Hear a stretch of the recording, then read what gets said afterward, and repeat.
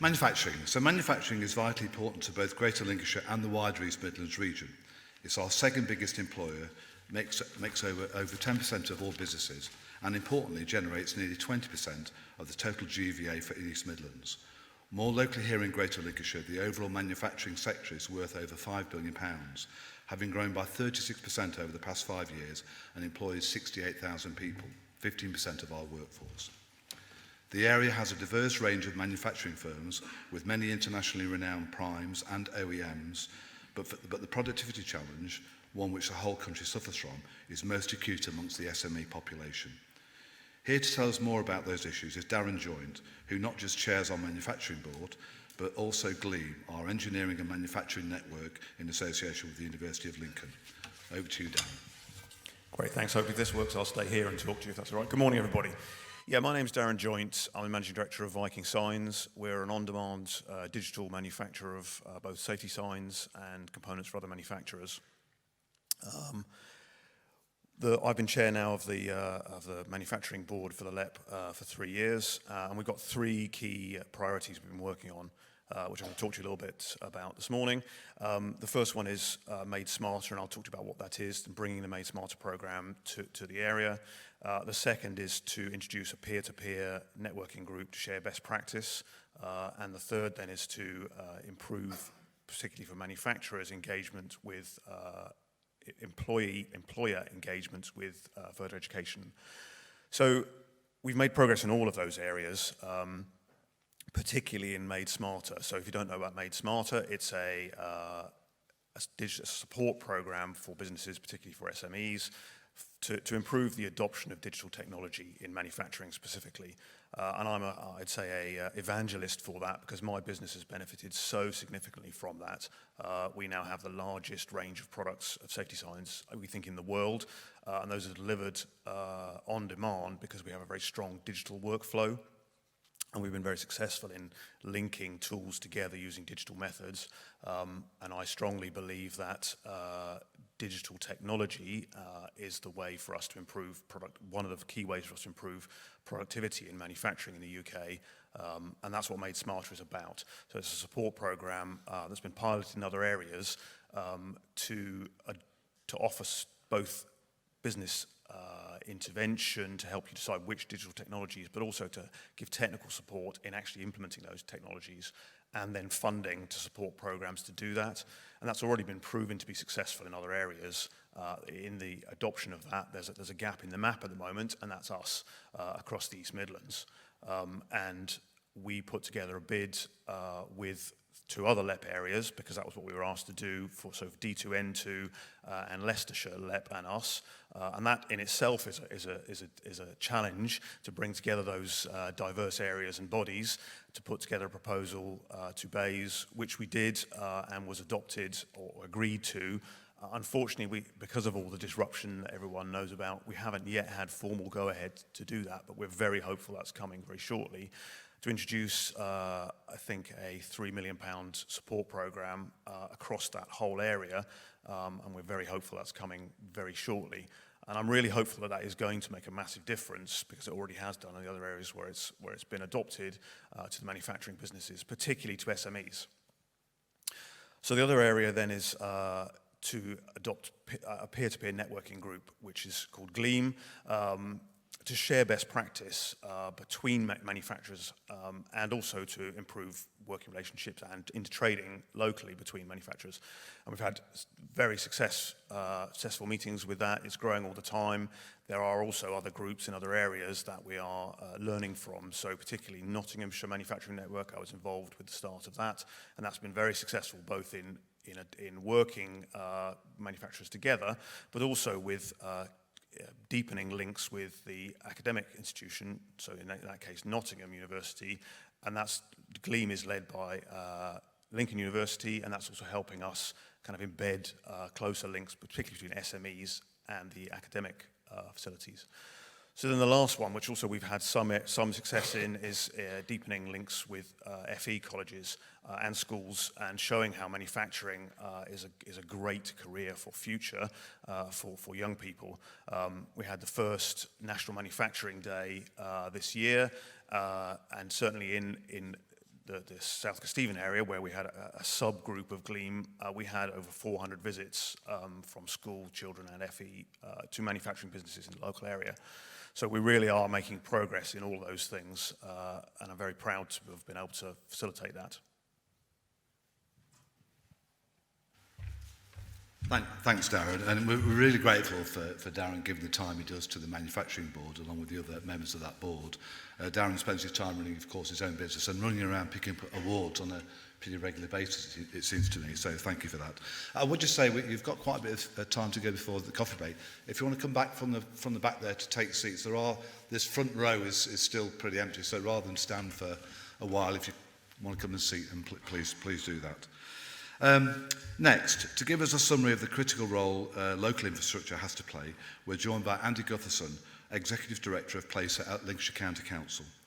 As a LEP, we have financially supported a number of infrastructure schemes, ranging from cycle lanes, the A180 Employment Connectivity Project, the Grantham Southern Relief Road, the South Lincolnshire Food Enterprise Zone Hub, and the Sleaford Holding and Roundabout improvements. This morning, Andy will focus on a vital pilot to support electric vehicle growth locally in a major step forward in renewables transportation. Thank you, Andy. Thank you, Pat. Good to see so many people here this morning. But one thing that did strike me is we've all driven here today. So quick straw poll, how many of you came in an electric vehicle? Don't be shy. Just a smattering, just a smattering. So what I'm talking to you about this morning is our successful bid to be a pilot for the local electric vehicle infrastructure fund. We led a bid on behalf of Midlands Connect with some other authorities around the Midlands region, and we were a successful bid securing around £1 million worth of funding to enable us to look at how we can enhance the charging infrastructure around the county. There's a number of reasons why all of us will make decisions about whether we're driving an electric vehicle or not, but the underlying infrastructure required in a county like Lincolnshire is a constraint, as well as sort of like the fears about range in the context of the distances we all have to travel. So that bid that we've been successful with will enable us to secure at least 140 new charging points around Lincolnshire. Doesn't sound like a lot immediately, but remember this is a pilot. And the way the pilot has been set up, it should lever in over £2 million worth of private sector investment alongside the £1 million that we've secured from the grant. The opportunity that will give us is to actually learn from that experience and put us in a better position, hopefully, to actually bid into the full fund, which should go live next year. And the overall package of funding available is the best part of £450 million. So hopefully, if nothing changes radically on the 17th of this month, we'll be in a position to actually bid into that based on our experiences. The way we will operate that will give opportunity for private sector involvement. There will be a single charge point operator secured, but we will want to make sure that they work with other partners, other people working in the sector to make sure we get the best solutions for Lincolnshire. That's all come as a result of us having adopted our new local transport plan, within which we've committed to looking at alternative fuel provision for a range of our sort of transport sectors. This is only one part of that activity, and we're fully aware that across the logistics sector there are a number of pilots being sort of pursued now about hydrogen vehicle and other alternative fuels. So we're keen to make sure that as Lincolnshire, both as the County Council and with the LEP and with the private sector, we stay at the forefront of looking at new interventions to actually decarbonise our transport agenda. And if there are people in the room who want to talk to us about it in more detail, the 3 or 4 of my team here today, more than happy to sort of talk to you and understand what more we could be doing to tackle that agenda. Thank you.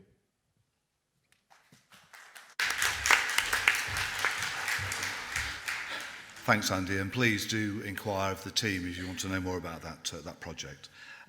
Finally, in this session, we welcome Councillor Martin Hill, leader of Lincolnshire County Council since 2005.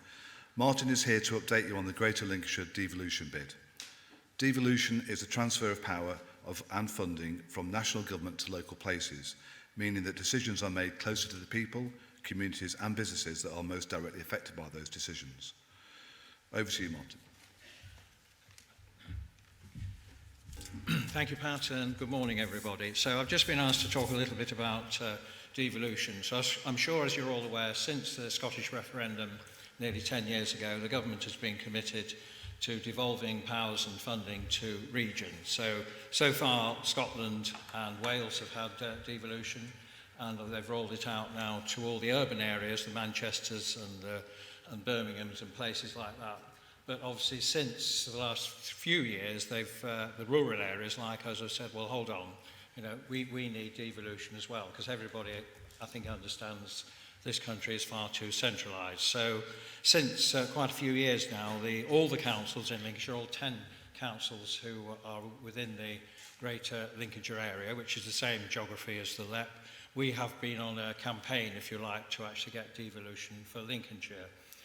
The current legislation, and it does keep changing, the current legislation is that the three upper tier, that's the County Council, North Lincolnshire and North Lincolnshire, have been tasked with, along with other areas, actually putting bids in. And the government said that by 2030, all areas will have the opportunity to put a bid in for devolution. So the three upper tiers, according to the legislation, will lead on it, but we are very clear, very, very clear, it should be a joint effort, not just us three, it should be other councils, businesses, voluntary sector, so it is a collective bid, if you like, from Lincolnshire. So that's been ongoing for some time, and we are currently, as we speak, building up our bid.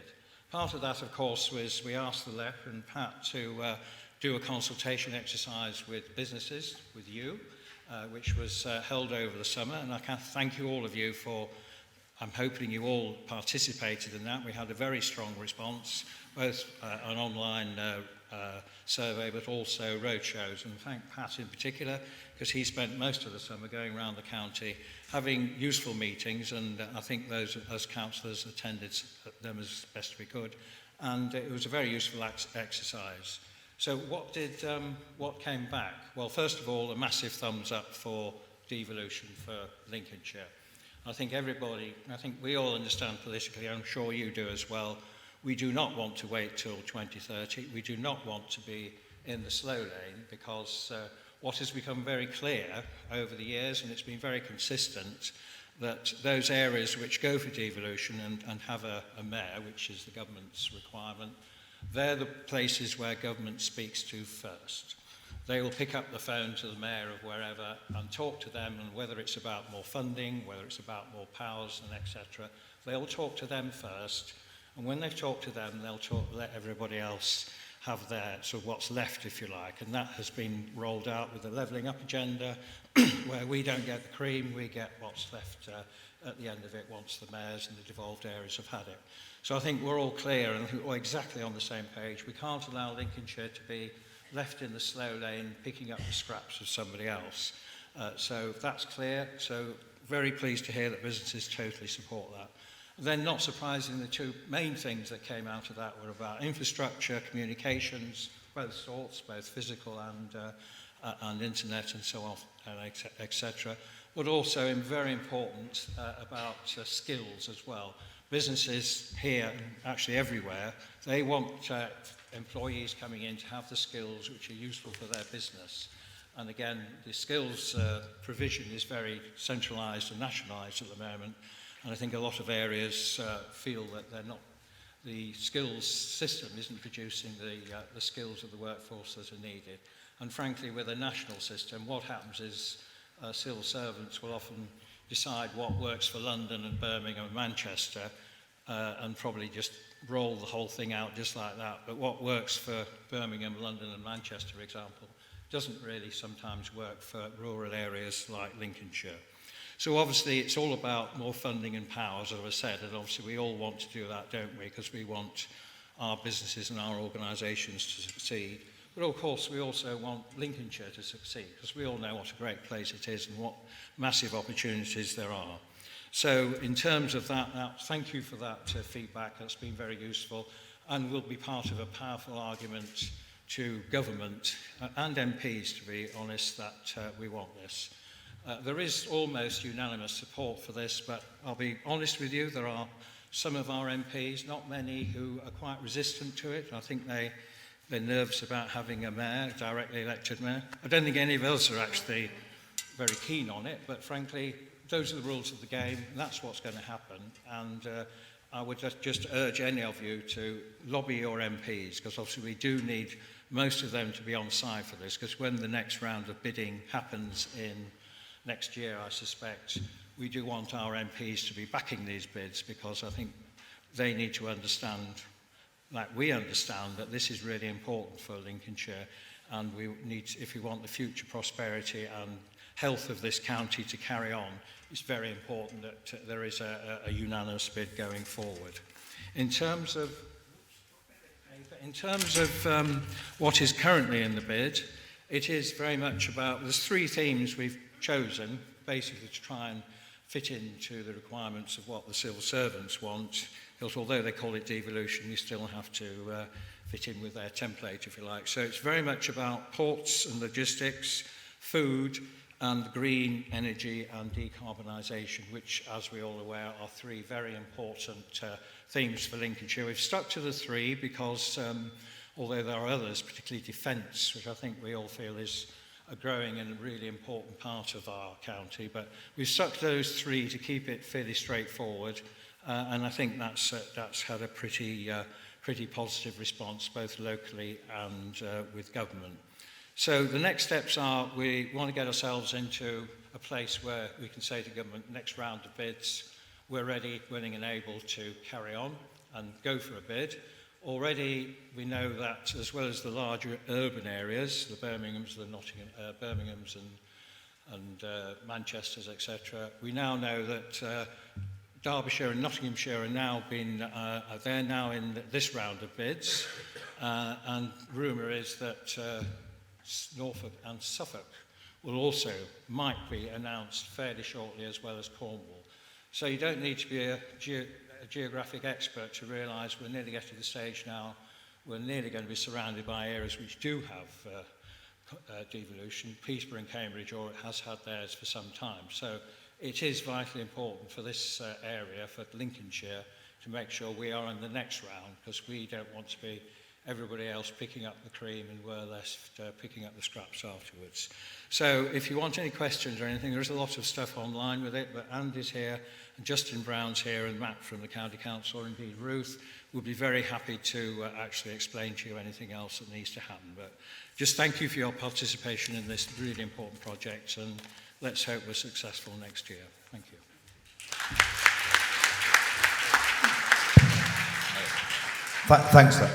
Thanks for that, Martin. That's a very helpful update. We have got time for a couple of questions, if people would like to put their hands up, of any of the panellists here. So Ruth, Andy, Darren, or Martin. So I'll need good vision to see hands. So one over there, if people can take the mic, please. Thank you. There's one right at the back. Yeah, hello. George Bell from Boston College. I wanted to ask Darren a question around digital skills. You're obviously exciting businesses about the potential and the opportunity. When it comes to the skills, have you been able to train existing team members, or do you need to bring outsiders in with those skills?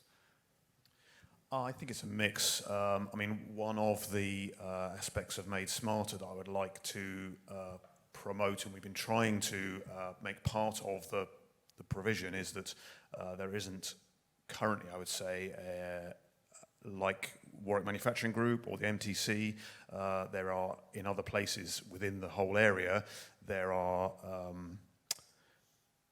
bigger kind of centres of excellence, if you like, for manufacturing technology at the kind of technical level that we currently don't have. We don't have one of those. We don't have like an accelerator or one of those. And I would really like to see that being part of the future, that we had something actually within Lincolnshire to do that. And trying to build that capacity and capability locally. Thanks. Thanks for the question, George. Somebody at the back there had the hand up. Right at the back, Amy. You get your steps up. I'm going. Just keep your hand up for me.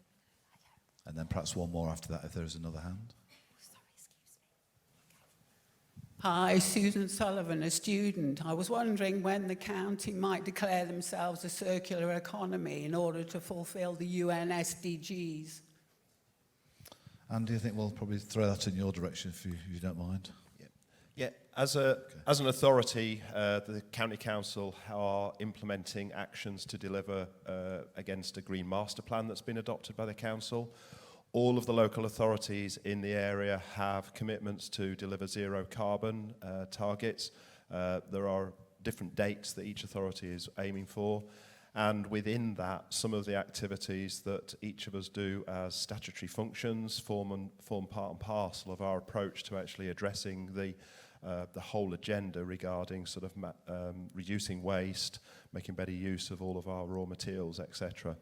I know there's an initiative being kicked off at the moment by the LEP to look at the circular economy, and it may well be that therefore that would give us the ability at a future point to make a declaration collaboratively and collectively of signing up to something in that nature. I'm fully aware that, as I say, there's lots of individual activity going on to achieve that. One of the benefits of working together and coming together in a forum like this is that we can work collaboratively and, as I think Ruth said earlier, be more than the sum of our parts. Thanks, Andy, and Steph. Indeed, right, yes, that would, if you made the declaration, that would bring everybody together. Thanks very much indeed, and the sooner the better. Okay, thanks for that. And Steph Wright, who's here today from Gusto, who we know is an environmental champion, mentioned the Terra Carta to me this morning, which might be something that we can look at getting involved with. Ruth. Is my mic on? Yeah, it is. Okay. On the circular economy, the LEP's role is really to bring some of the business community together with the public sector partners. And in the last couple of months, we've appointed a lead on circular economy. And we've also pulled together a really successful workshop of interested kind of stakeholders. And it's really obvious that there is a lot of good work going on. It needs to come together into a framework, and we need to kind of convene and kind of push further. So I know we've had correspondence before, Susan, and I think, you know, it would be good for you to kind of connect again with us today. But happy to talk to anybody about the, you know, the work that we're starting to convene on the circular economy for the whole of Greater Lincolnshire. Thanks for the question. Is there one more before we move on to the next session? One hand there. Back to the left, thank you. It's pretty dark from this end looking out, actually. Yeah. Thank you. Good morning. One thing that's been quite obvious for a number of years is that employers are looking at attributes such as knowledge, skills, attitudes in young people to employ them. However, school budgets are defined based on academic achievement. So what work is going on, whether it be locally or nationally, to petition government to adapt the way that they adjust the funding to schools to give people what they actually need? I'll let someone take that. I would just start that devolution starts to enable areas to choose how they train their people and use funds in a different way than we currently do. And again, just a plug for Careers Advisory Service, which is a really good way for employers to get involved in schools to help them understand, without costing them money, how they might prepare their workforce for the workplace in a better way. But Ruth, do you want to just... Yeah, Andy or Darren? Yeah.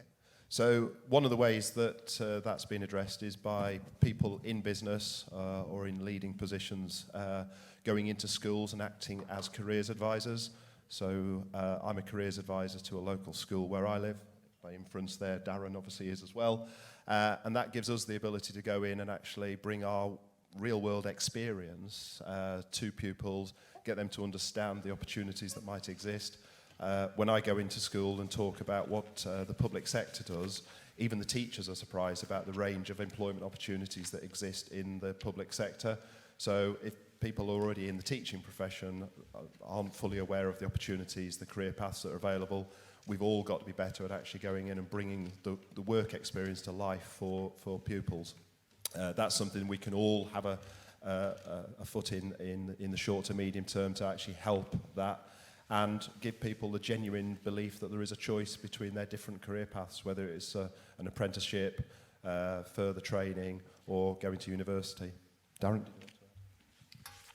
Yeah, I suppose the funding of schools and how that works is above my pay grade. I try to do what I can do locally. I'm an enterprise advisor and obviously a keen advocate of manufacturing as a career path and the kind of practical skills that are required and what a good career path it can be. So I guess I have to do what I can do and influence what I can influence by getting directly involved in that. And as I said, one of the key objectives of the Manufacturing Board was to improve or increase employer engagement with schools and colleges, and we're trying to deliver on that. So, you know, to give both employers input into what's being trained to get what they want, but equally to give pupils and students real-world experience of what a work is like in different environments, so they can make positive choices. We are getting some really good feedback on how the Careers Enterprise Network is having an effect on pupils' work readiness and their appetite to look at the workplace. And you know, one of the things we'll be looking at is how do we get that to a younger age category, so kids get a slightly earlier look at the workplace. But we've got over 100 employers now involved with that scheme. If anybody here wants to get involved, there'll be people that go to the LEP stand and just ask about what's involved.